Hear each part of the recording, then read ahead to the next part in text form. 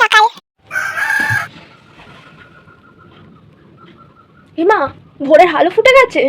আজকে তো মায়ের থেকে আমাকে একদম পিটুনি খেতে হবে। মা মনে হয় নাতা দেওয়া ঝাঁটা দেওয়া সব শুরু করে দিয়েছে। আমাকে তো আজকে খুব পিটুনি দেবে। আবার ফুলও তো তুলতে হবে, নাহলে পাড়ার কাকিমাগুলো তো সব ফুল তুলে নিয়ে চলে যাবে। কি হবে এখন? আবার গুরুমশাইয়ের পড়াও করতে হবে, নাহলে তো পাঠশালায় গেলে আমাকে বেতের বাড়ি দিয়ে একেবারে শীতে করে দেবে। যাই বাবা তাড়াতাড়ি। এখনকার দিনে মেয়েদের সকাল। মনা, সকাল 10টা বাজে, কখন উঠবি তুই? মম, সকাল 10টায় কেউ ঘুম থেকে ওঠে? আমি তো কাল সারা রাত ফ্রেন্ডদের সাথে চ্যাট করেছি, এই তো ভোরে ঘুমালাম, এখনো তো সকালই হয়নি। আমি সেই সকাল 12টায় উঠবো।